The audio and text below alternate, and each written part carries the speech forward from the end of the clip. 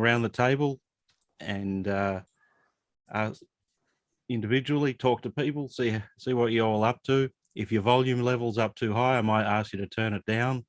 If you don't know how to turn it down, then, you know, just step away from the mic for a meter or two and we'll be good to go. So, all right, looks like we've got a small bunch today. So let's start with, actually, we didn't see Patrick last time.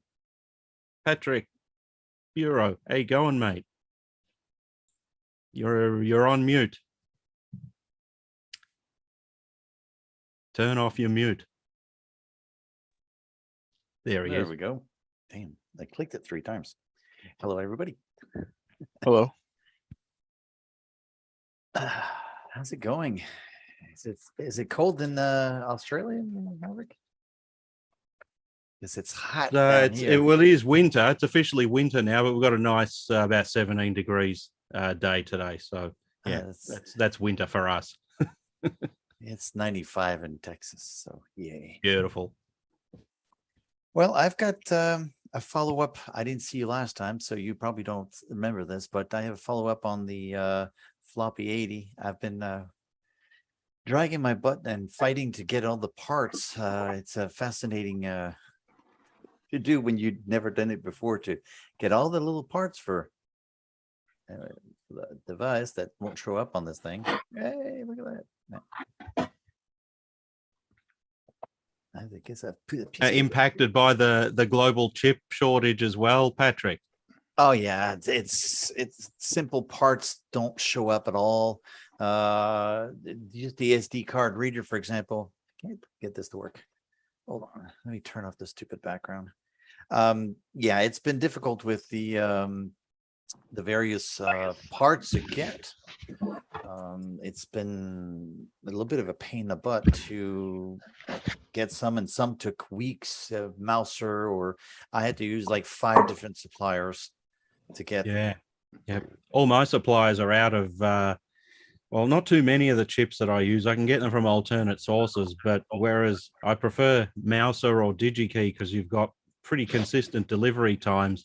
Other places I can get the parts, but the delivery time can be anything from 1 week to 3 months, which I can't run a thing like that. So it's fun at the moment.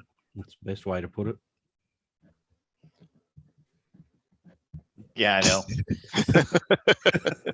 I was trying to remove the filter, but I can't seem to be able to get to remove it. It doesn't want to change. All right. Anyway, the floppy 80, it's ready to go, but you can't get the parts. Is that basically it? No, I've got all the parts. They're all complete. Oh, look, they're showing up now. Yeah. They're all complete. I've got a dozen done. And I was offering the group, everybody that's at the show, be able to see, to get them first, to get their grabby little hands, to be the first people to be able to get them. Hey, look at it finally. There we go. There we go. Now it's a whole kit with the connector, the chip, the cable, everything is included. So it's they're all complete, tested. A little bit of a pain in the butt to do, but you know, I had to learn how to do SMD, which was a lot of fun. But after you do a dozen, it's not so bad. What's the pricing like, Patrick? I'm thinking for the first dozen I've got, I'm gonna. Speaking of cell phones. Sorry. Go ahead. Sorry. I was thinking $75 piece for the first dozen that I've got. So y'all know my email or know how to reach me through Discord or whatever. If you don't, you can just send me a chat through here. I've got a dozen. Let's make it at 75, reduced price for the whoever's here today. And after that, it'll go up in price because the parts keep going up, unfortunately. Stuff that costs $4 now costs $5, et cetera, et cetera, et cetera. It's insane. I'm sure if the other Peter, not Casinski, is here, but if Bartley's here, he can mention how much the parts keep going up. That's my bit. I know what they're going up like. Yeah. That's stupid. Put one aside for me. I'll get Okay. to the thing. Okay. Are you underwater, Peter? You sound terrible today. I'm not going to mince words here. There's something wrong with your mic. I'm not on my good mic. I can't get my my computer dock to work, so I'm on my laptop mic and my laptop cam. It's one of those special laptops designed for Zoom work where you don't want anyone at work to understand you. That must be it. All right, we'll manage this time. Thanks for that, Patrick. Anything else you wanted to mention, or we done for the moment? No, I'm all done. That's all for me. That's all I've been really busy working on. Cool. You looking forward to Tandy Assembly? I'm not going.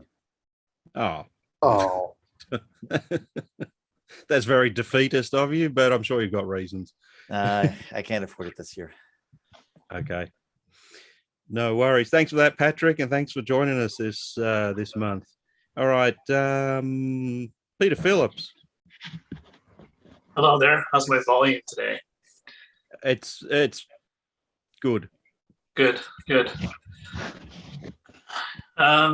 I've been working on things. Now, George is on the road, so he's the one who did most of this, but let me share the screen here. We're at one of the local retro meetings, and we saw an MC10 in action. And so we decided that we just had to add that to the TRS-80 GP. So this should be out in the next release at the end of the month or so. So this is like the tiny little color computer. So, oops, 0.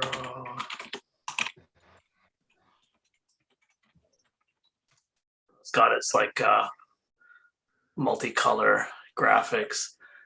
We even managed to get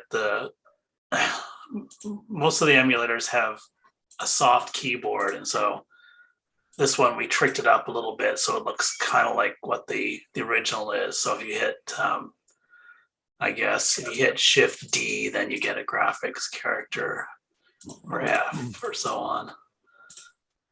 And also duplicating the fact that it only had one Shift key and one Control key.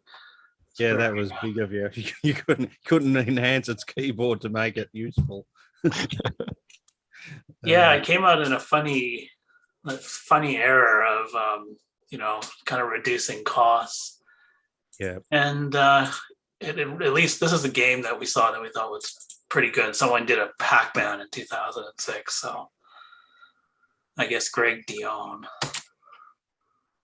I think the sound works even. Oh, there we go.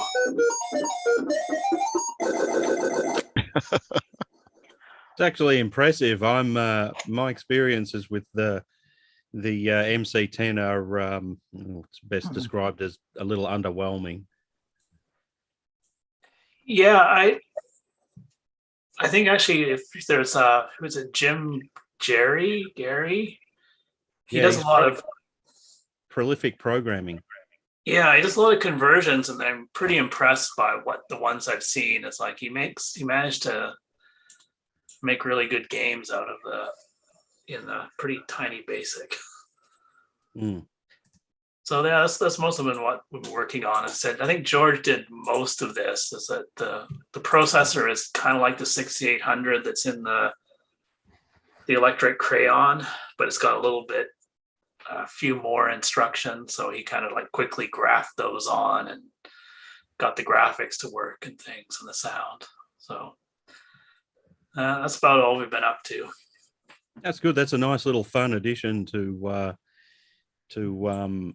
the GP TRS-80 GP. Does it support the color computer, or you've kind of left the Coco people to their own VCC emulator? That we have the video text machine, which is sort of like the color computer, but we don't have the color computer. Yeah. Maybe one day. I was going to say I wouldn't stress it too much because their own world is very well supported by their emulator. They're called the VCC. So but yeah, it's good that TRS-80 GP. If you're after an MC10 emulator on short notice, it can be tricky to find where to download it and get it up and running. So having it available there in your program is an awesome little addition. What's George doing on the road? Well, I think he must have saved up enough batteries from his Radio Shack club that he has an electric car now, and he drove it to visit my sister. Okay. So, It's warming up there, isn't it? It's actually nice this time of year. So it's a good time. Sure. Sure. Okay. All right. We get some nice days, and we get some like just suddenly overcast, rainy, pouring days. So Yeah. today, not bad. Not bad. Take it a day at a time. Good on you, Peter. Thanks for that. Eric Dittman. Well, hello. Hey, mate. Not been up to a whole lot. The Model 3 ROM commented book arrived today that I got off auction, so got that copy. But other than that, not a whole lot new. Assembly? You muted out. You should be able to hear me now. I do now, yeah. Okay. All ready for Tandy assembly? Yeah, it's working on it. Yep. I'll get to Peter in a moment. We'll get a Tandy assembly report to hear how it's going. I'm looking forward to doing the tech track talk again, doing a tech track again this year. We've put forward our proposal, Eric and I, to do about the Dick Smith System 80, or as you know it there, the PMC 80, and the Japanese TRS-80 Model 1. We both know a lot about those systems, so I think we can put together a good, interesting 1 hour talk. If not, we can just crap on and people can mess around with their mobile phones. And I'm upgrading the trivia competition to new meteoric performances. So everyone has to be there for that. And so it's going to be a 5-on-1. No, but everyone needs to bring their own pen. Or yes, a pen, not a pencil, because a pencil can be erased. It must be pens. All right. I'm going to incorporate the audience where possible. Cool. Eric, good to hear from you. Glad you joined us. Any word from Aaron? I noticed he's notable by his absence. I have not heard anything. Okay. All right. No worries. Thanks for that. Timothy Halloran. How you going, buddy? I'm doing well. I missed the last couple. I've been busy. I was volunteering, kind of doing some musical stuff for schools. But Peter's demo this is the MC10, the actual computer. So this is a funny one for me because I got this, I think, after Tandy assembly last year. And this is where you think you're too smart. So I hooked it up and it didn't work. So I took it all apart, used the voltmeter, multimeter, checked everything about the power supply, oscilloscope, and all of that. And it turns out on the side of the computer, there's actually a power switch that I didn't know was there. And all I needed to do was flip it to on, and this entire computer worked. It was perfectly fine. So sometimes we can be a little too. It's not a ZX Spectrum or a ZX81 which has no power switch. It's an actual Radio Shack product, and it's one of the useful things that carried over from the Coco. It didn't carry over compatibility, and it didn't have a decent keyboard. You couldn't plug cartridges in or anything, so it took all the crap bits of the Coco, but it did have a power switch.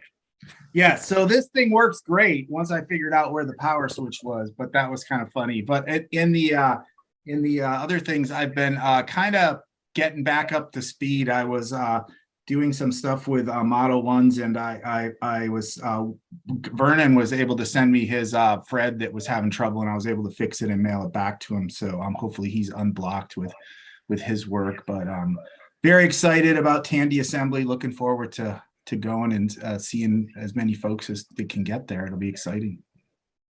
Yeah, I'm looking forward to being there. So yeah, the Tim, you'll be speaking at Tandy Assembly, right? Giving a presentation. You wanna talk I about did. that? I sent in a thing. I noticed we hadn't done kind of an intro to like using an oscilloscope to kind of debug these machines. So I volunteered to do that.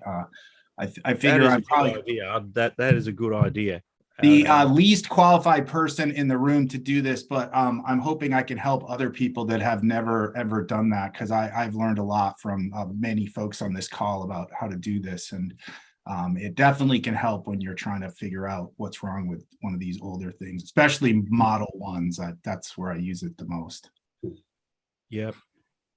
Cool. I'll send you an email shortly, Timothy. Good on you. I've just been joined by Stu from Stu's Game Reviews. Hey, Stuart.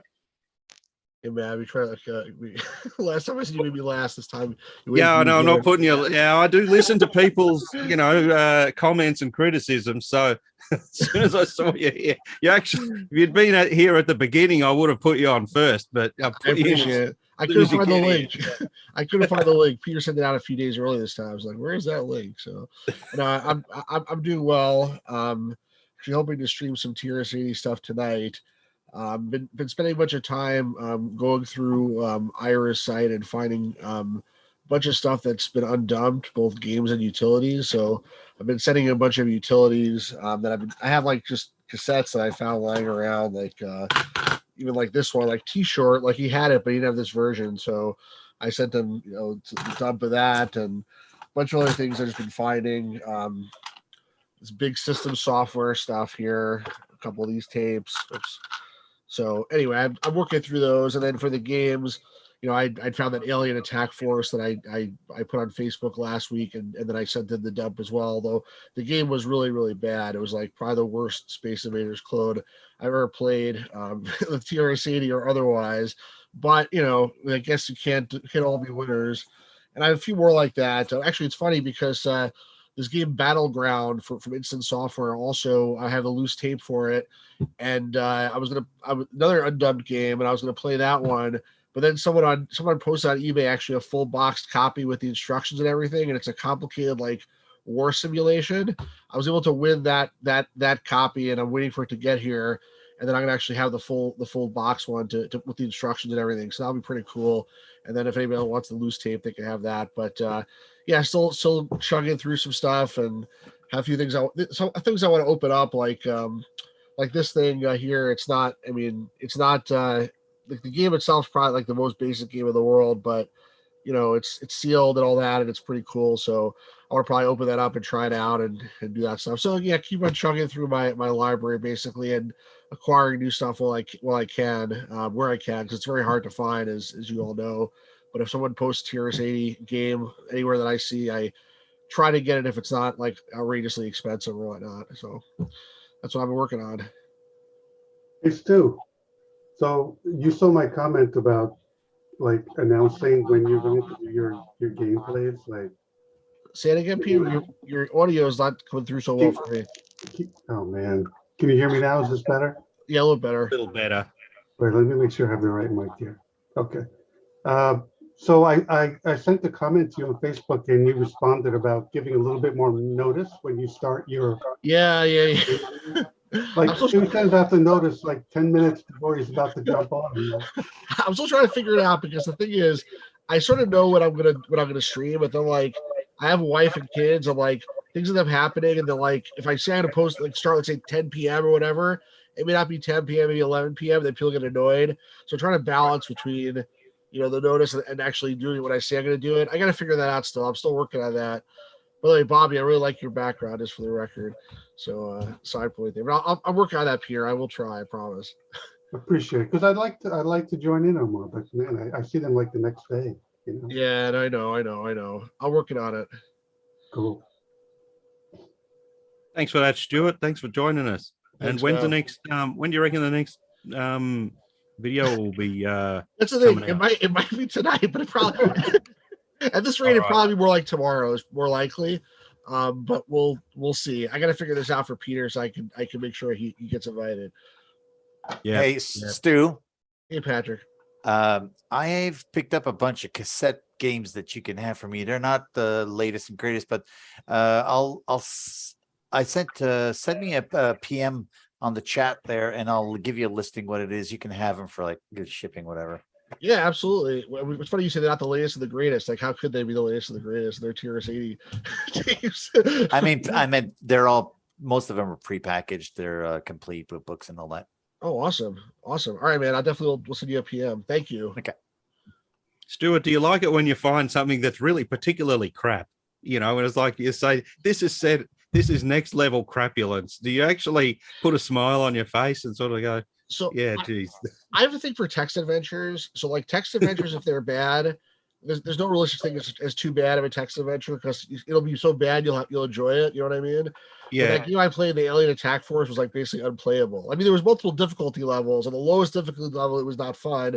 On the medium difficulty level, it was like unplayable. So I mean, I think the people that watch it were entertained and like how badly I sucked. But as a person playing it, it's sort of hard to have a good time like that, you know? Yeah. So, Yeah. No, I always what you got there, Right. Patrick? amusing when there's software out there that's so bad it's funny. I often refer to the PC game over the road trucking, which is a really bad It's PC like blurred, game. blurred out. Is that Bedlam? I can't tell. It's Bedlam. I've got the Sword of Roshan. I've got Backgammon.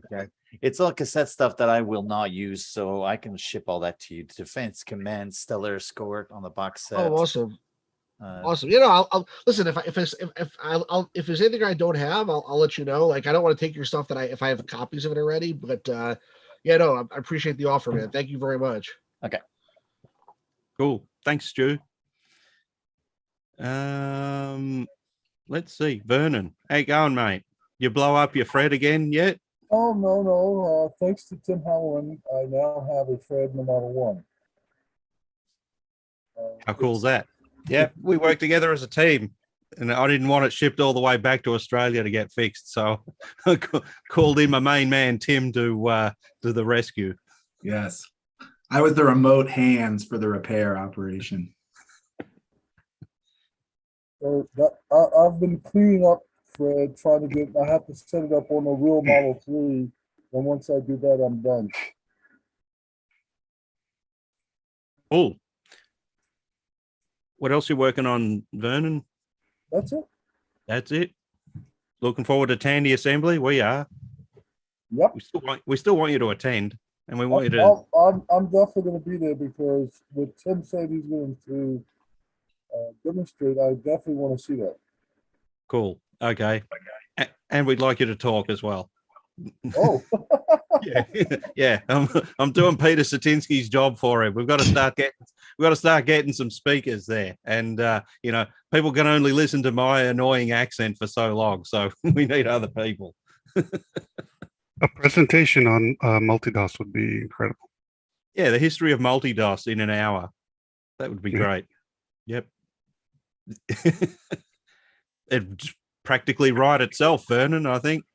He's thinking about it. Yeah. Oh, and the best bit, it's unpaid. So,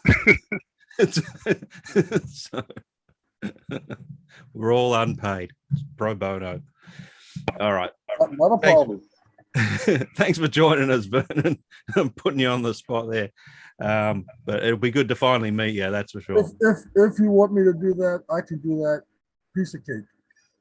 Yeah, we have a lot of we have Definitely. had over the history of Tandy Assembly, we've had a lot of notable software authors talk about their work and their how the ups and downs of running their business during that era, issues with piracy, things like that. There's all sorts of angles you can write a good history of your involvement with the TRS-80. They're often the most interesting talks and get the biggest number of crowd in to listen to it. You don't mind public speaking, I presume? No. Cool. Definitely. I'll reach out to you, Vernon, over email, and let's set it up. We'd love to have you talk. Okay, super. Thanks, guys. Make it so.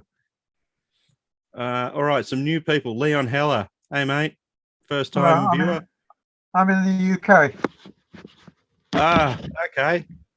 That's why you've got that tired look in your eyes, because it's like some ungodly time in the morning. Yes, it's about 2:30 in the morning here. Yeah, I formed the TRS-80 users group here in the UK when the TRS-80 first came out. Oh, wow. Together with Brian Payne. Yep. So usually when we get a new person on here, the first thing we ask people is give us their history with the TRS-80, how they got started, what they did with it, what they're doing these days. So go for it. You have the mic. When the TRS-80 first came out in the UK, I wanted to buy one and found that I was working at Loughborough University at the time, and found that the Tandy Shop, they're not called Radio Shack over. They weren't called Radio Shack over here because of copyright reasons. The Tandy Shop in Luton, about 100 miles away, had them in stock. So I took the day off and got a female PhD student who I was friendly with to come in the car with me, and we drove down to Luton, and I picked the TRS-80 up and went back up to Loughborough, and that evening I tried it out, and anyway, I've been using it for a few weeks, and then decided that as it was so new and unfamiliar to people, personal computers are very new then, of course, I'd form a users group for it, and so I publicized it in one of the computer magazines, and quite a few people were interested in it, and then a guy near me called Brian Payne, P-A-I-N, who lived not far from me and ran an accountancy business, had one and got in touch, and he suggested that we run the group together, and I edited the newsletter. He published the newsletter and handled all the accounts and all that sort of stuff, membership. He had 2 or 3 staff working for him, and it went on from there, and it really took off. We had we had a few hundred members, if I remember correctly, and it was going for several years. And it was called NatGug. You might have heard of that. NatGug, National TRS-80 and Genie Users Group. The Video Genie was a Chinese copy, a cheap Chinese copy of the TRS-80. They ripped off the ROMs, and that was fairly popular. Licensed the ROMs, but yeah, it was a cheap copy. Yeah. And anyway, it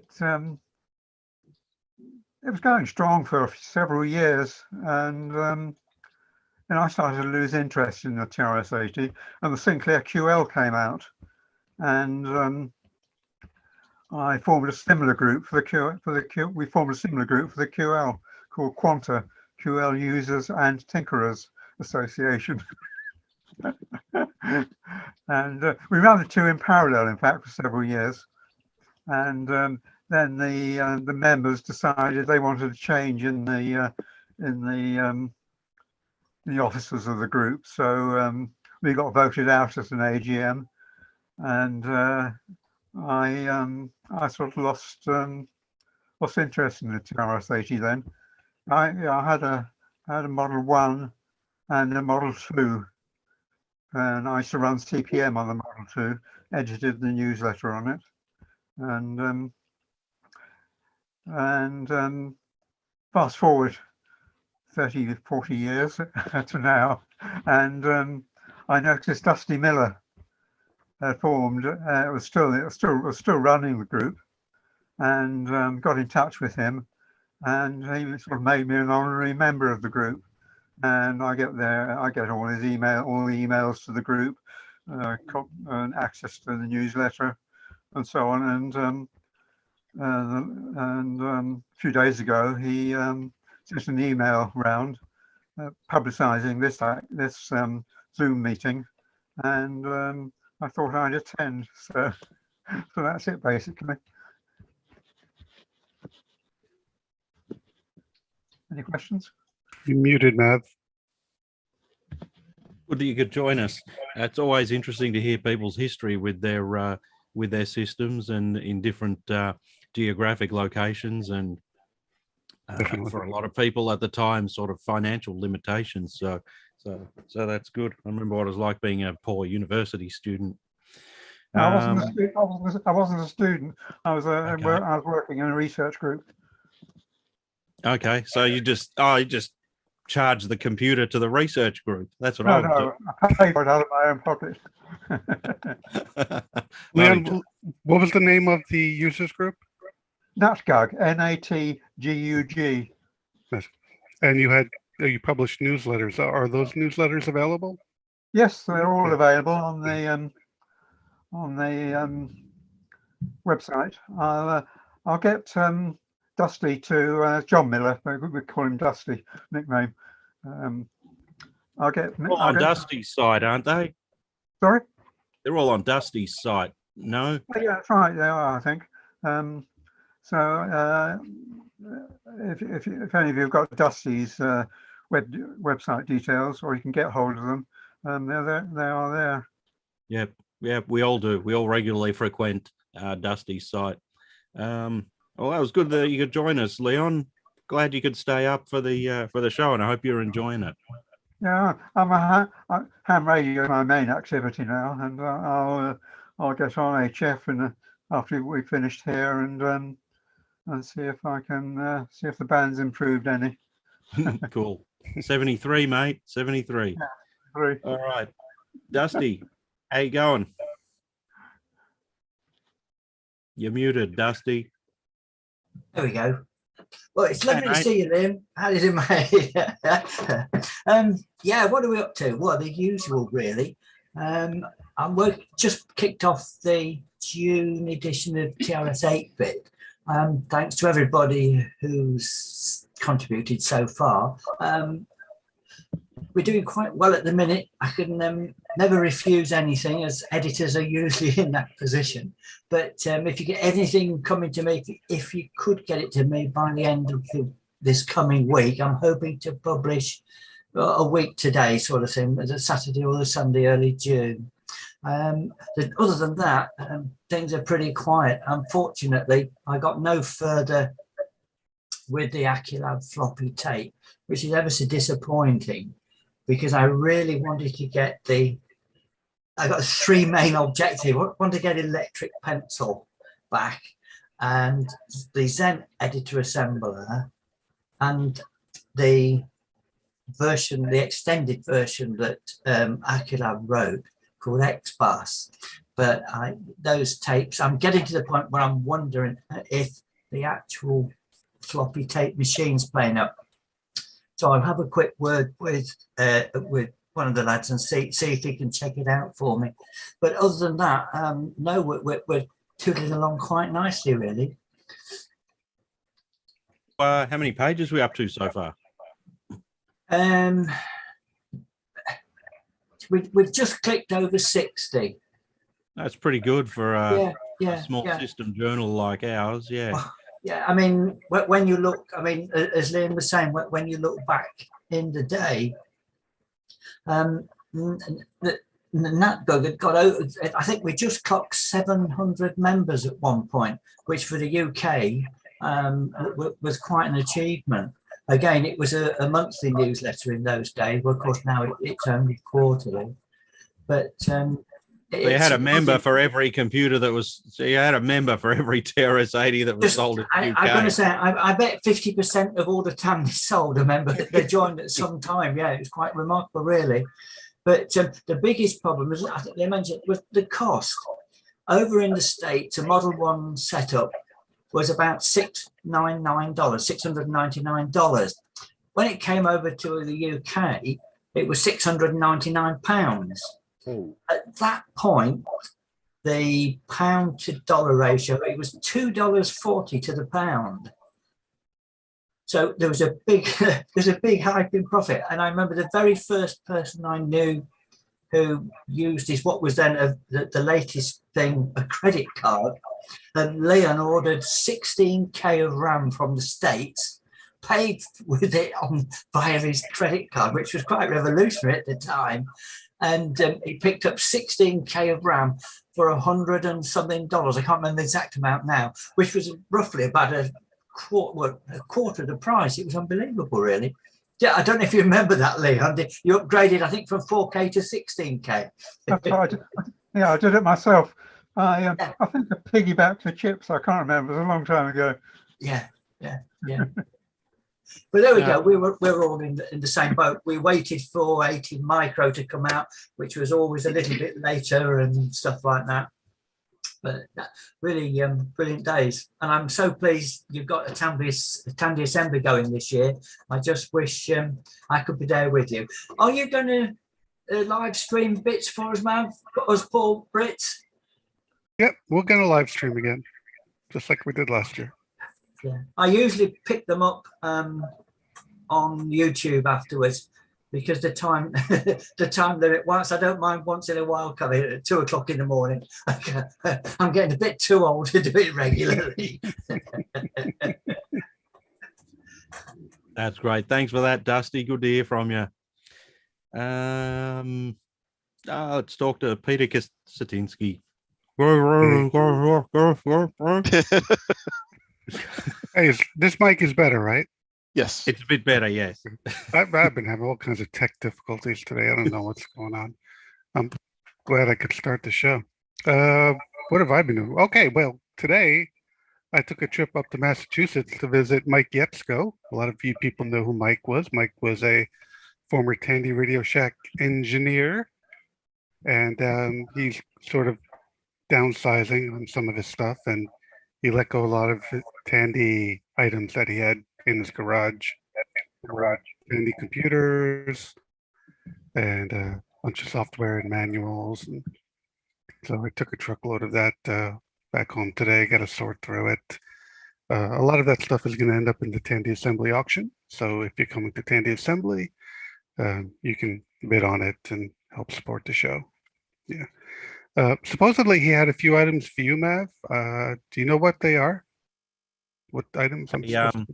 A bus tester for a Model 3. Yeah, I believe is the main one, and I'll have to go back over emails to check if there's anything else, but I think it was a bus tester for the Model 3. Plugs in the Model 3 bus and allows you to test the functioning of the system. What does that look like? Because I don't recall seeing it. It might be in one of the boxes. It looks like it looks from the photos like it's been mounted into one of those Radio Shack switching printer switcher, serial switcher boxes, you know, the white plastic ones. Mm-hmm. I think it looks like one of those. It's designed to fit within the enclosure of one of those. Okay, I'll look for it for you. Shouldn't be hard to work out. Yep. Okay. So that was great meeting Mike again. Had lunch with him, with my son, and it was a good time. Tandy Assembly. Let's talk about Tandy Assembly. The show is on. Get your tickets. We got a lot of sponsors signing on. Everything's looking really good. We got some slots filling up for the tech track and speakers. We need more though. So if you are coming to Tandy Assembly and you have any topic related to Tandy computers, TRS-80s, even Pocket computers, please get in touch with us, tandyassembly@gmail.com, and please make a proposal. And, we'd love to have you talk and share your knowledge of your little area that you like to focus on, in the community, and share it with the rest of us. So please get in touch. Or if you want to have an exhibit, you want to have a table, maybe you want to sell something at Tandy Assembly, or you want to display your latest project, come on down. This is the world's largest gathering of Tandy Radio Shack enthusiasts. So this is the time to do it. October, September 30th through October 2nd this year in Ohio. So all the details are on the website. Can we get Stuart Feldhammer there doing his top 10, top 5 best and top 5 worst cassette games? That would be a great talk. I'd like to hear that. That could be a talk. So I can go check my calendar. Actually, that's what I was just doing on the side over here. See if I can make it. That could be a great talk. I'd love to do it and see if I can. If I can make it, I'd love to. That'll be great. By the way, Stu, a great game. If you like adventure games, a really challenging one. I don't know if you've played it, is Madness in the Minotaur for the color computer. For the Coco, and I Yeah. have not yet played it. I heard it's really, really hard. It's like Yes, very hard. screens, and it's like impossible to find anything. But Yeah. not yet played it. I will at some point. That was my favorite on the Coco. So I never finished it, but it was a lot of fun. I definitely will try it at some point soon. Yeah. And in regards to the podcast, I still have not finished editing our last episode, guys. I'm going to get it out soon, I promise. And we got to record a new one coming up here in a few weeks, I think. So, What did we talk about in the last one? It's so long ago. I can't remember, Peter. we had Arno Puder joined us. He talked about That's the right, FIO. Arno. Yeah. Yes. Yeah, another notable from Tandy Assembly. He'll be there. He's always there. So I need to release that. It's a great episode, so it's coming soon, guys. Cool. Thanks for that, Peter. Let's see. Quinn and Barnes. My mic working this time? It's good. Good. Okay. Since I had the problems last time. All right. Made a new release of CW2 DMK 491. The new version adds a feature by Tim Mann that allows the floppy drive step time and head settle time to be changed from default. He found it. We've been working with a museum in Germany that's trying to restore a bunch of old 8-inch floppy stuff. And apparently it was necessary to get some of those old 8-inch floppies working and being read on those drives. So I pushed it out about a week ago. I'll post the link in the chat in a bit. I was wondering what with the Tandy Assembly, I haven't made my reservations yet. What's the hotel information on the website? It says just call. So there's no number to make your reservation. And I was wondering how much the conference rate is. Peter, you can answer. Actually, I can. If anybody who got the conference rate, can you what was the amount? It's $109. 109. Okay. Oh, okay. And that's provided. Are rooms still available? Yes. They should be. I don't think so. The last time I checked, there was they mixed were stuff on completely the booked. Well, maybe Yeah, they've got a all clue. hotels. Maybe they've got a clue sense now, and they have an expanding number of rooms as they fill it. That's how I would do it if I ran the place until the place is completely full.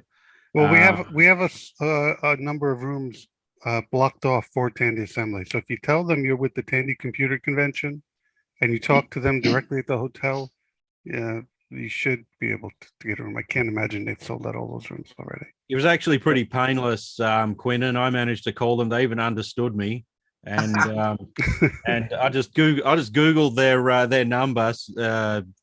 Courtyard Marriott in Springfield, Ohio. The first lady I got on the desk knew what I was talking about when I said the Tandy Computer Convention. Don't say Tandy Assembly or TRS-80 Convention. That's way out of their okay. Well, Tandy. Okay, great. I'll get that. And the other handy thing is they seem to be on the mark when it comes to, if you're coming like me 2 days early, they'll give you the same rate for all of the days that you're there, not just the 3 days of the event. So they're pretty cool with it that way. So I know it's old school, but you got to pick up the phone and talk to them. Well, gotta do what you gotta do. Yeah, I got a message from a friend who's watching the YouTube live stream, and he said he called last week and was told that they're completely sold out. So he'd had to book at a different hotel. Worth a try, Quentin, anyway. It's only okay, that's what I get for waiting. I just forgot from last month. Oh, that's all I had. Cool, thanks, mate. Thanks for joining us. Maybe if someone from like Pier or somebody calls up the hotel, they can like extend the block or something. Because how can they be sold out? It's like months and months before, unless some other convention at the same hotel the same weekend. I mean, like that's what they do have multiple things going on there at the same time. Ours is obviously the most popular. Isn't it, Peter? Yes, it is. All right. Prestigious. Yes. Yeah. And we're all the best dressed, aren't we? I could bring my camper and lease it out. Yeah. Yeah, with the cost of diesel, though, it would cost more per night than staying at the hotel. It cost me a couple $100 just to go visit Mike Yasko today. Yeah. Yep. All right. And moving along, Randy McCoy, are you new? I am new. Well, new to this group. I've been around longer than I care to admit, but As have I we all. Thanks for appreciate, joining us. yeah, I've been looking forward to it.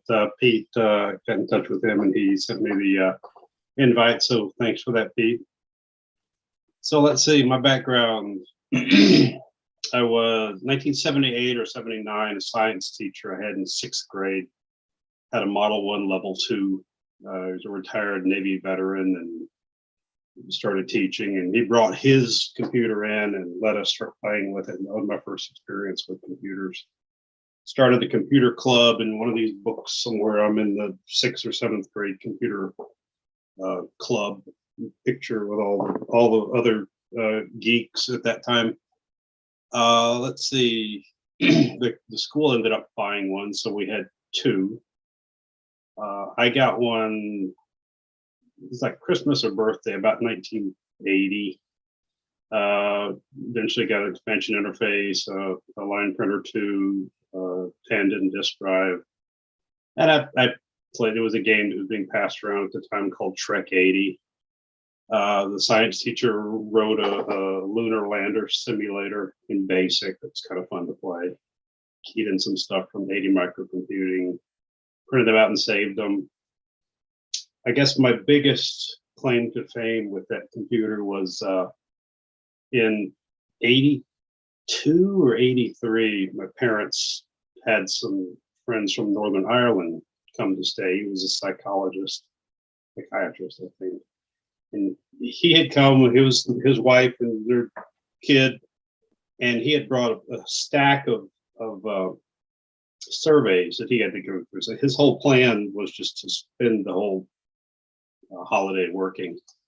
And I told him, I could take that and write a little program, key in the data, and showed him how to use it. It took about 2 days to do that, and then he was able to sit down and just filter through all this stuff very quickly. And it took him about 2 days. And so rather than spending, a fortnight working through this stuff, we were done in 4 days. So that was kind of neat. And then about a year later, I got a letter back from him saying that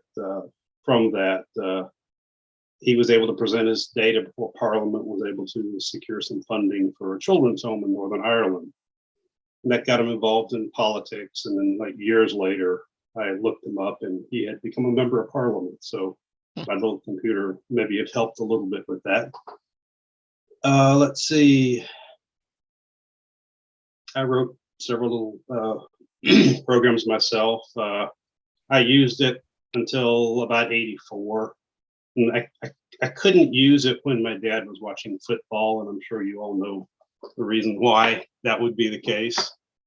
So I ended up getting a IBM PC when they came out that I could use during football season, and so I took that to college. But I kept my Tandy. I got a degree in electrical engineering. My first professional job was a piece of equipment with still had 8-inch floppy drives. That was 97, I think. So it was kind of fun to see that. But don't you dare take the thing out or push help because it took forever for it to load. But anyway, I dug out my computer in 2003, turned it on, the screen worked, power supplies worked. I got the ready prompt. I could type 3 characters, and the 4th character, it would do a hard reset. And I thought, well, I should be able to fix this. So I found long story short, I found the Z80, I think A processor, if I remember it right, for like $2 at a local Army Navy, well, not Army Navy, but electronic supply. And I fixed it. And so I keyed in all my old programs, but I had no way to save it at the time. So I found the emulator by Matthew Reed, and I had all of my old programs that I had printed out in the early 80s, and I keyed all those back in and debugged them, and it was kind of fun to play those again. But anyway, I still have it. It's share my screen here. Let's see. Here's the button. It is right here. It's sitting behind me, behind this bookshelf, and it still works. And I just have fun with it. I'm sitting at I work from home, and I'm really into computers and gadgets and stuff, and so I have my workstation here, and this is what I'm participating in right now. But you know, it's been fun. I'm gonna turn this off. Stop share. Okay. It's been fun kind of playing around with it. I'm a ham radio operator myself. I've been for about 20 years. I'm into home automation, restoring an old car, building electronic projects, learning the banjo. So lots of little interesting things. But I'm really I'm happy to be here. So been looking forward to this for a couple of weeks. That's cool. You got an eclectic taste in hobbies, all sorts of different things. Get sick of one, go and work on the other. That Model Well, One and looks pretty. It's still cross my fingers. It's still functional. It's good that the you only thing. The little plastic covers or anything from it. You really sort of managed to keep it in one piece and everything. That's the first thing most people lose is the little plastic hoods and things that make it look all pretty and everything. What sort of car are you restoring? 1967 Chevrolet Camaro. Ah, nice. So it's same age as I am, so it was always one of my favorite cars. Going from automatic to manual transmission. Nice. And I've had it since 1990. So I've had it 32 years and got tired of it being automatic. So what people don't know about me is that I do a bit of messing around with old Mazda rotary engine cars. So they're my favorite things. I've done the automatic to manual conversion as well on one of those, and wouldn't wish it on anyone. It finally did work, but you know, it's not a quick or easy process. At the moment, I'm restoring a 1970 Mazda RX2, which I don't know if you remember those. They're an ugly little sedan that went like stink, which is why I like them. So they were a great little car. Thanks for joining us, Randy. You're going to be able to make it to Tandy Assembly? Tell me more about it. I'm just hearing it now. What state are you in? About? I'm in USA, North Carolina. Okay, so it's just up the road. It's on the East Coast. It's in Springfield, Ohio. It's going to be September 30th to October 2nd this year. 6, 8 hours. Yeah, lots of people drive it. People here like my good friend Eric Dittman here will drive from Texas. And so people will make a road trip of it. We got a website, www.tandyassembly.com. Go check it out. It has pictures and details of our previous events to know what you're getting yourself into. I always attend because you know, crazy. Okay. that is a drive. That is a drive for you. Yeah, I know. I'm just getting over the jet lag by the time I get on the plane to go back home. So, but you know, this is the things we do to make this community great. By the way, Mav, I know you have a police interceptor in your garage there, right? With the last of the V8s. I do have a V8 Falcon as well. Yes, I was very lucky to get it. It's one of the last V8s of 2008. So yeah, it's not black, but it still goes like stink. And until petrol hits $20 a liter, I'll keep driving it daily. Yeah, that's one thing I have to do with that car is if I start it up and plan to go somewhere, I have to call ahead to the fuel station to make sure the tank has been there, because it doesn't like to pass very many of them. I might get, well, with automatic, I was getting 10, 11 miles per gallon, 14 on the highway. So I haven't finished the conversion yet, but I should. Yeah, I know. My local fuel station. Whenever I show up, rub their hands together. It's kind of like, oh, great, Mav's here. Everything I own is a fucking. Sorry, it's a gas guzzler. Another boat payment. The boat payment for the for the owner. Yep, that's it. Even the rotaries, if you remember those, they were horrible on fuel, but they were built in the 70s. No one cared. All right. Yeah. Thanks for that, Randy. I hope to see you at Tandy Assembly. Bobby. Yo, what up? Hey, it's summer here. I haven't been doing a ton of stuff, but I have been working on my project for Tandy Assembly. So it should be ready here in a couple of months. And what is that going to be? Yeah, give us a preview. I think it's interesting, but nobody else probably will. So actually, I have one of the Tandy fax machines, and then I have the card they sold for the Tandy 1000. I forget the exact name of it, but it worked with DeskMate and turned it into a fax machine. And then I have a Sensation, which also had this pretty cool built-in voice fax modem deal, all was integrated with Windows and everything. Okay, buddy. And bring your son, because you need a help presenter. Yeah, you guys wouldn't like that. But I'm also bringing a bunch of big Tandies for Paul to demonstrate his stuff. But that's pretty much it. But you're going to be there, and that's the most important thing. We look forward to it. Definitely. Yep. Good on you, Bobby. Thanks for joining us today. Paul Burrell, Mr. Burrell, how you going? Hello. Quick question, Mav. What is the price of gas in Australia right now per liter? It's at the moment $1.90 per liter, but our Australian dollar is 70 cents to the US dollar.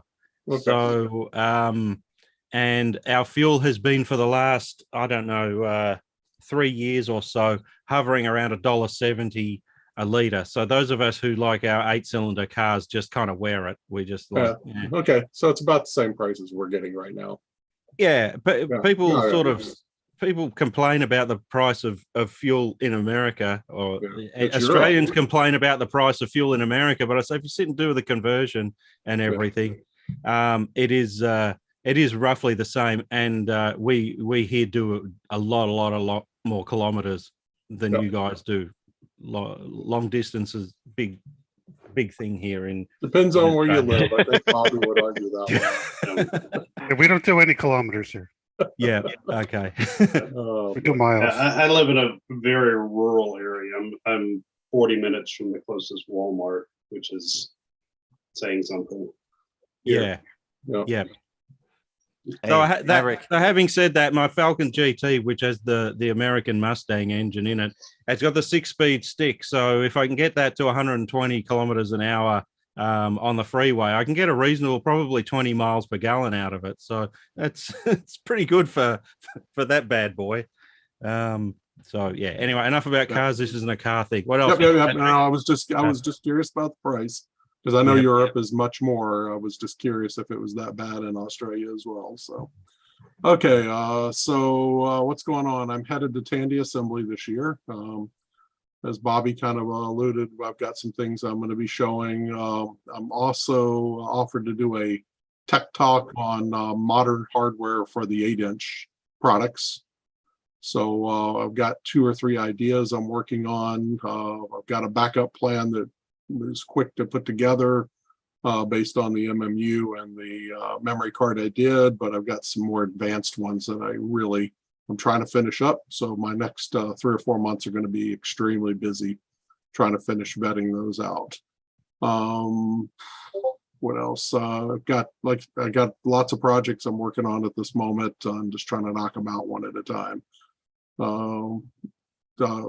One thing I am trying to do is I'm going to have probably one of the first portable Model 16Bs. It's actually all going to fit in a Pelican case. So works with the original chassis card, and then I'll have a modified back plane for a couple of the extension cards with an LCD display flip up on it. So you'll be able to flip it up and boot up that way. So something that I can carry on a plane. Unfortunately, on the West Coast, we don't get to drive. It's 4 days each way. So as much as I would love to drive it, I'm appreciative of Bobby for bringing some hardware to save me lugging a lot. So, or shipping, I should say shipping a lot. And you know how shipping goes on some of these machines. So we're going to see a luggable Model 16 with an LCD screen? It's going to be not what you would consider a luggable. It won't be in a 4P form factor. It'll be more like a flip up screen with the motherboard and everything in the base of it, and then you'll pull out a keyboard, but you'll be able to flip it up and get a display on it. I want to see that. I want to see the face of the TSA guy when he gets that through the screen. Yeah, they'll be looking for explosives on that one, right? Sir, can you turn your computer on, sir? Yeah. I'll have to have it boot something he'll recognize. Anyway. Well, I remember one of the things that influenced the shape of the Model 4P was that it could fit in the overhead. Yep. In a DC-10, which was a popular airliner at the time. I don't know if it fits in more modern planes, overheads or whatever, but that was one of the things that influenced its design. As a portableized 16B would be something to see. But yeah, it'll be good to see you there. Yeah. Well, there's like I said, there's a couple of things that have to come together to have all that work right. But that'll be a few surprises I'm going to bring to the show. But hopefully that all works out. It's been staying busy on a lot of different projects, so work slowing down for me finally. So get a little time. Cool. I just can't wait for it to come along because I've been to the US for 3 years. So there you go. Okay, thanks for that, Paul Metcalf. Oh, one other thing before if anybody has a topic that they would like to see on 8-inch hardware or modern hardware for the Trek Track, let me know, and I'll see if I can accommodate some things. Yep, I'm sure you get plenty of ideas. Everyone loves those 8-inch systems. Thanks, Paul. Paul. There we go. Hey, mate. Not a whole lot to report. A lot of life getting in the way still, but one thing I was able to do that I've been meaning to do for a while, fired up the 3D printer, did some drive sleds, and let's see if we get a little camera here. 2 Gotex and a Fred in basically a repurposed Apple Disc 2 enclosure. Sorry, Apple II fans. And combines it nicely for, convenience of space. That's one of the things I was working on. And finally got my board done on new Chroma TRS. Haven't powered it up yet. It's been done about 3 hours. So I've got to get it into a case and power supply wired up and everything. We'll do some testing after that. So good luck. It took me 4 months to get mine going after I got it together. So hope your experience goes smoother. Well, it's taken me a couple months to finally get around to putting it together. So for sure, is it hard to find parts on there, and some of them, like the resistors, they need to be tiny. They're not geared around standard size resistors, that's for sure. Yeah, that's true. Some of the logic chips that were very common and easy to get 6 months ago are hard to get now. So had to think outside the box and buy new old stock off of eBay of all places. I hope they're not counterfeit, but we'll find out when we power it up finally. So, It's worth it just to play the that Pac-Man clone, Mouthman. mm, It's really a nice Pac-Man clone for the TRS-80. So I also have cassette versions of a lot of stuff I created when I was testing stuff. So if you don't have a disc set up, what looks like you got the fancy disc set up, so you should be good. oh, I've got I've got 4 real floppy drives, 2 Gotex, the Fred, an actual working real 5 megabyte hard drive, cassette tape, stringy floppy. I think that's about it. You won't be needing that. The stringy floppy, I'm actually thinking about parting with that because all it does is snap tapes. So No, I mean cassette versions. You won't be needing cassette versions. You'll be good. oh, probably not. No, I think Mav, don't you have links to download disk images for the Chroma TRS on your site? Not on my site, but I have all of the stuff combined into a zip, which I have a link. Just ask me for the link, and it's about an 11 meg zip file, and it unzips into images and tech information and stuff. Okay, I'll have to check my email, my back email, because I think you sent me that when I contacted you about the board. So I usually send it out at the same time as I ship the boards because one's not much use. The board's not much use without the information on how to build it up. Cool. You coming to Tanny Assembly this time? I'd like to, but I don't think it's going to happen this year. Possibly next year. There'll always be a next year. We hope. We hey, hope. Matt, do you have an idea of how many of those Chroma TRS boards are out there? How many people are actually using them? Well, I got 10 made and I've got none. No, I've got one left, my one. So there's at least 9 out there. And I don't know if I'm going to do another run of the boards. So, but yeah, 9 is the number. And I believe most people have managed to get them running. No one's come back to me specifically to say, hey, this doesn't work. So they do get there eventually. It's one of those things that's complicated by so many of the obsolete parts that's on it.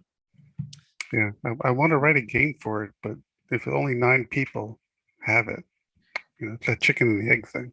It's it's a tough call. I get it. Yep. Thanks. Super Roundup. In color. Yes. All around. No, you got Super Breakdown Roundup, which is the color version. You've got to pong the cattle off the screen. This thing just writes itself. All right. Thanks, Paul. Sean Shinstra. Hey, mate. How's How you Sydney doing? going? Oh, look, it's actually sunny for the first time in months. It's been horribly wet. So it's actually, it's enjoyable at the moment. We're supposed to lie about the country, Sean, and not to let everyone know that it's not anything but perfect here. Oh, it's always brilliant. Never bad. What have you been doing? I'm still obsessive compulsive over trying to make my adventure player engine run faster. So there's been a lot of diving in there and changing a bit of paradigm shift in how the coding works.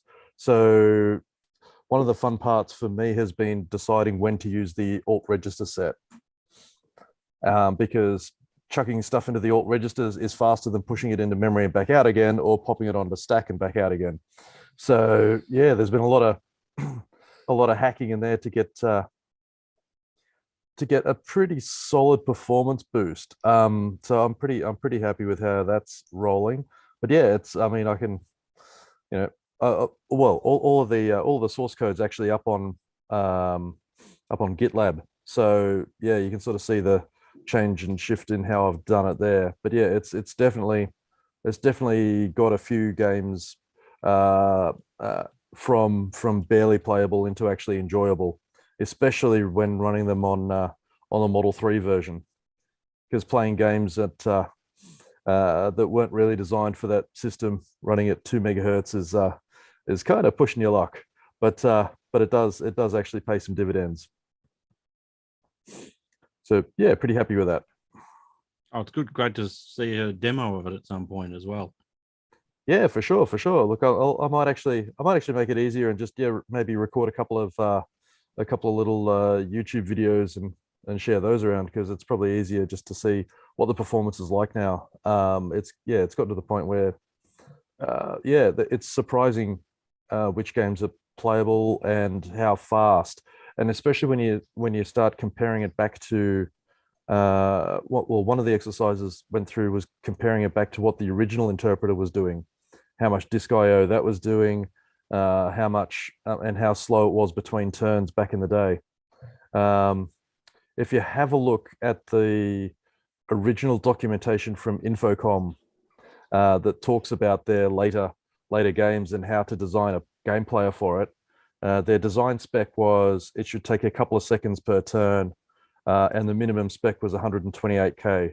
So I guess it's not surprising that they abandoned the Tandy platform when they were looking at that, because it would have been quite expensive to do what I'm doing and get paid for it.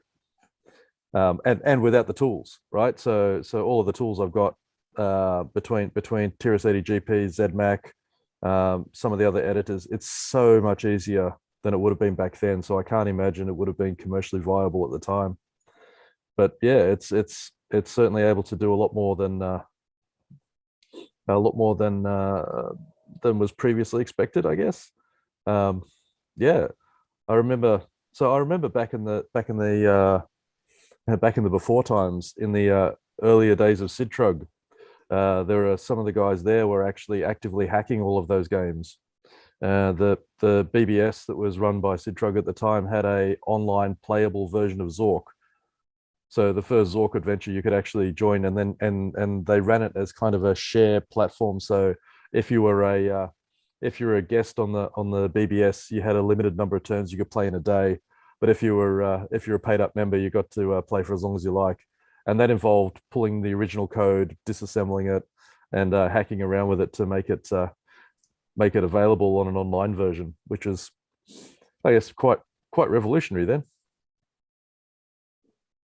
Oh, that's cool. So are you saying that a lot of the games that they sort of were famous for became popular after the TRS-80 days had pretty much passed? So making versions of it for the TRS-80s would not be economically viable. Pretty much. So they had their first large sort of set of games that they wrote, and they were probably some of the bigger money spinners. But as they got more creative and pushed the boundaries and did things like one of the games in particular has real-time interaction. So if you don't type what you want to do within a particular time, actions start occurring because you've been passively staring at the screen. So little features like that really started blowing out the requirements. They did keep supporting the Commodore 64 and Apple II, but yep, and the Coco as well. But the Model 1 to 4 really sort of fell off their radar. Part of that might have been due to who was originally distributing the software through Tandy, because they were too busy trying to sell VisiCalc at the same time. Part of it might have been just that overall market share never really hit it, because maybe Tandy didn't really see selling the Model 4 as a games machine competing against the Coco. So there might have been some internal arguments about that too.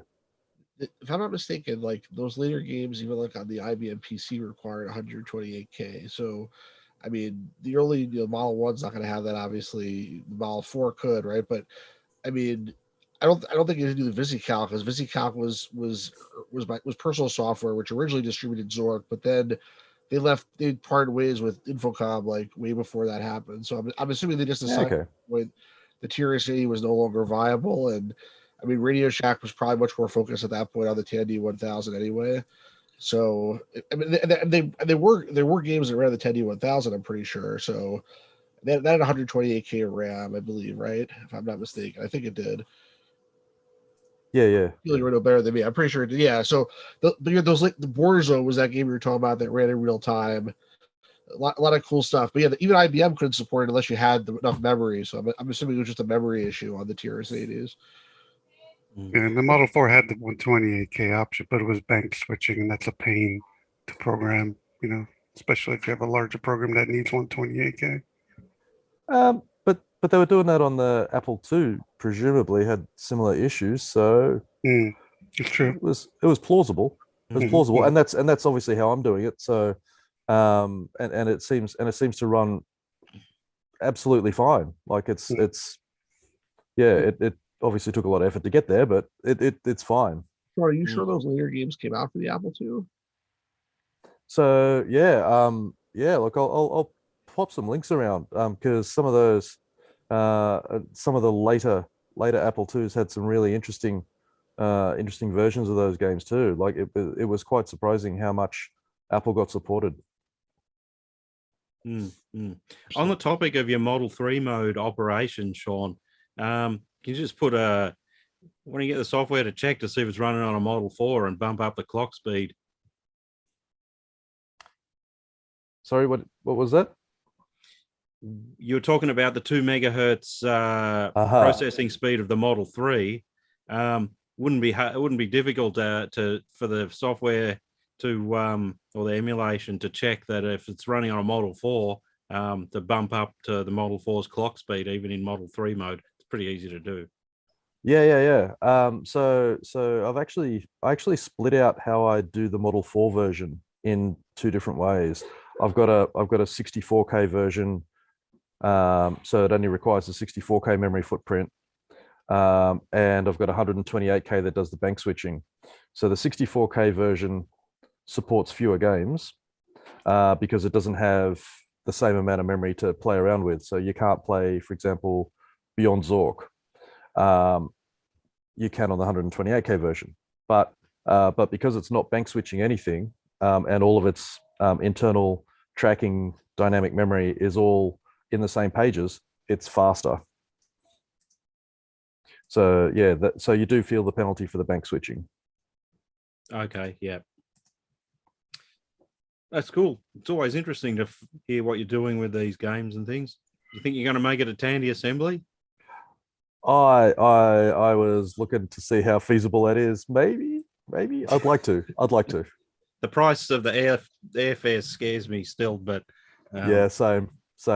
I actually had a look at the pricing. It's cheaper to go 2 stopovers than 1, but that's horrible. So yeah, my son Geordie, who accompanies me, said, "Hey, I found a cheaper route. We go through Sydney to Tokyo to Doha, and then into O'Hare, and then down to Dayton." And and I'm like, feel like I just want to sleep for a week after doing that. So, pardon me, it is feasible, but I'll probably just pull the pin and go with Qantas and grumble the whole way there. I am at that age where I can grumble about everything, so I take that as a liberty I have. Thanks for that, Sean. No worries. Tim Mann. Sorry, did someone want to say something to me then? Sean mentioned Sid Trug. Have you got any news on it at all? Because they were hoping to open up their website with all the back stock sort of thing, weren't they? The last time I had an email from Errol anyway. Yeah. Well, Aaron, if he was here, would be able to give you an update because he's still involved with Sid Trug. So let's revisit this question next month. Okay. I don't know that Sid Truck is doing much of anything, but Errol at least I think has his hands on everything. It hasn't been lost or anything. He just has to do something with it. That's my understanding. But like I said, yeah, we'll check in with Aaron next time. All right, Mr. Man, how you going, buddy? You're muted. Yeah, there was another window over my mute button.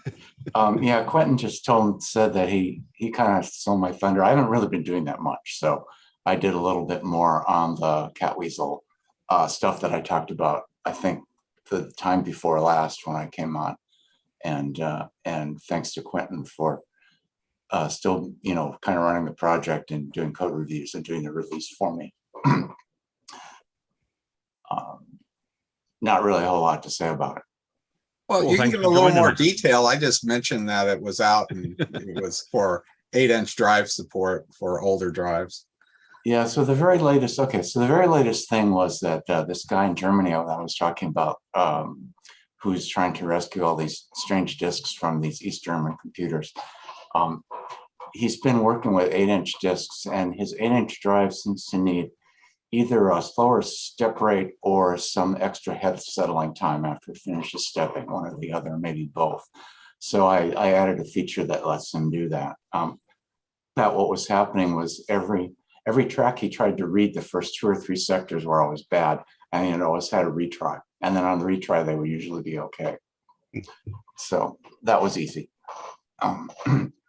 Another thing I'm working on that I don't know if I'm ever gonna, or that I worked on, but I don't know if I'm ever gonna release is, our German friend also sent me an image of some disk from an HP 250 system and said, gee, your software can't read this at all. What's going on? So I messed with it some and did some, I did a little Googling and stuff and realized it's not FM or MFM, it's MMFM. And so I didn't have any MMFM support, but there is some software out there for some of the other readers that does MMFM. And so I cribbed a little information out of it, and I got it to read the sample of the disk that he sent me. And it seems to decode it okay, but it's probably not, there's still some missing pieces and stuff. Like I can't write back and things, and I'm not sure how accurate I am. I probably need to start going with something that's more of a phase lock loop instead of a fixed thresholds approach. But I don't know, I've been thinking that for years and I never get around to getting phase lock loop to work. But anyway, that's something I was doing. That's great. Thanks for joining us again, Tim. Always good to have you here. Yep. I think I've got everyone except Craig Skeels. Are you just lurking today, Craig, or are you want to have a quick word with us? 5, 4. There we go. 3. Yeah, I'll have a quick word. I don't have much to share. I joined late because I was doing something, but I'm not sure if I shared last time. I got one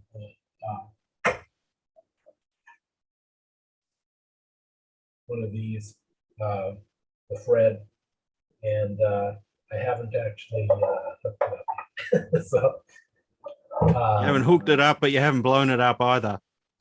Right, yeah. I was warnings about what not to do based on that. But something. And I caught the little part about the Chroma TRS.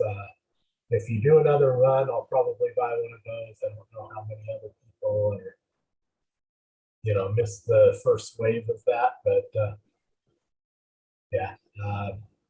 And what's it like down there in the Marianas Trench today? Because that's what your microphone sounds like. I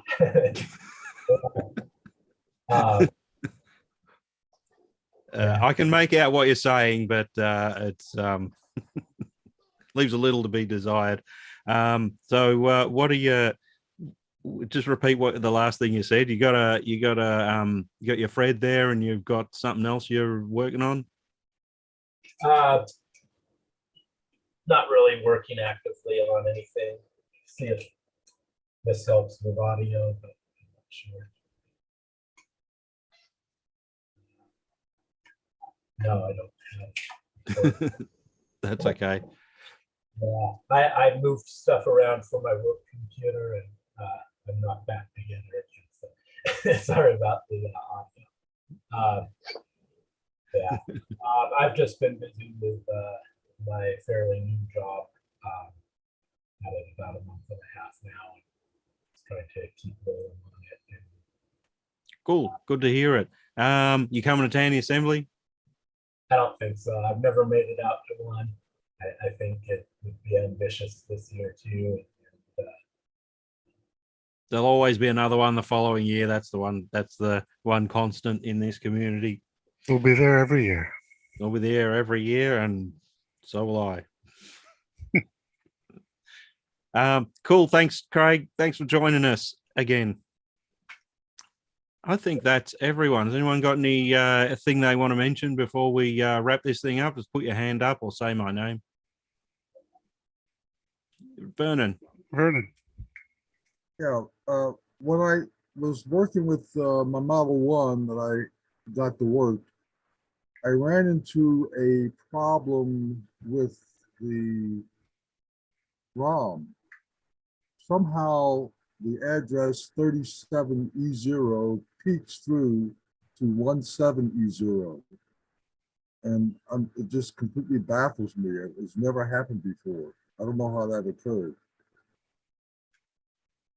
That's amazing, but I wouldn't even know where to start with understanding what the implications of this is. Anyone got any thoughts? Yeah, actually, I saw that post and I wondered, that memory window is opened up for the voice synthesizer module. Is that correct? I want to say that those bottom 20 or n number of bytes are replicated. Do you have a voice synthesizer on your machine? No, not at all. Okay. But I think that's where that window, or that window is also used by the voice synthesizer module. It's only thought I had. We learn something new about these machines every week. Amazing. Thank you. Thanks, Vernon. Anyone else? Well, since we still have some time here, I think Stu should do a game review. I will. We'll do that. But Peter Phillips has put his hands up. He wanted to say something. That gives Stu a minute to write some dialogue for his game review. So go for it, Peter Phillips. I was just going to mention, I guess, that the TRS 8-bit programming contest is still on to either write a version of Wordle or I was reminded that Sean was talking about optimizing or creating your own compressed word list. The details are on the site. Yes, they're just thanks for reminding us. Yes, the competition's still going, and it will be ending at the end of November, and the winner will be announced in the December TRS 8-bit.